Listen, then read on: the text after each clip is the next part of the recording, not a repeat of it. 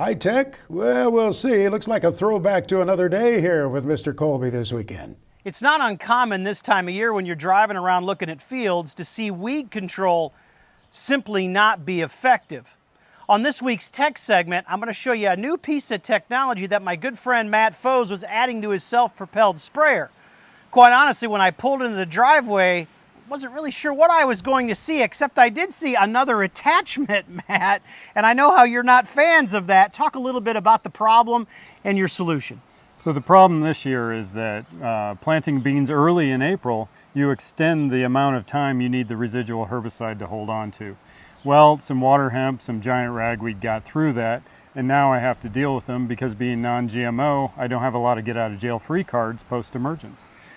It looked to me like pretty simple installation too. This is an old school product. I remember my dad using some technology just like this when I was a young man. I'm sure it's been on the Foes farm in the past. Yeah, back when we were kids, we had rope wicks on the loader bucket going across the field trying to put Roundup on weeds.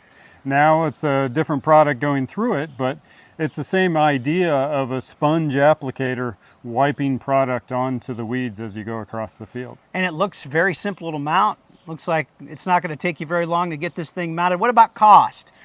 You know, for 80 feet and I'm going to be a little short of that on this sprayer. It was a little over $5,000, close to $6,000 maybe with some hardware. But in reality, it's a relatively low-cost solution to get rid of the weeds that are out there in the field. And it's my understanding you'll take this right off the sprayer. It's a few bolts. You'll take it right off when you're done. Yeah, it's simply U-bolts. Every 30 inches, put them on, run the equipment, and then when I'm done, I'll take it off, put it in a box, and it'll be ready for next year.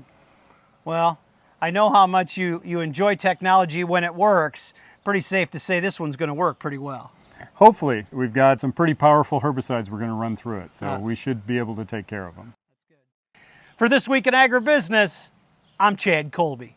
We have it by reliable sources. Mr. Colby went back out there to see Matt in action in the field attacking those weeds. Matt may not let him come back again. I don't think Matt was very proud of those weeds. Everybody has some escapes. There's more coming up here. Stay with us. So as a follow-up to my first experience with a Smucker sponge applicator, I just wanted to show you what it looks like 4 days later. So this water hemp plant that was all of 4 to 5 feet tall got wiped as I backed into the corner with the applicator, and as you can see, simply from wiping it with Gramoxone, it's pretty well dead to the ground. So similar results everywhere I've gone.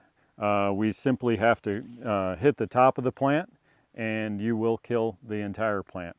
So you can see around it there are some bean leaves that were subsequently fried a bit from the Gramoxone, probably drips. When the sponge hit this, it squeezed the sponge, dripped down, and you get a little bit of burn.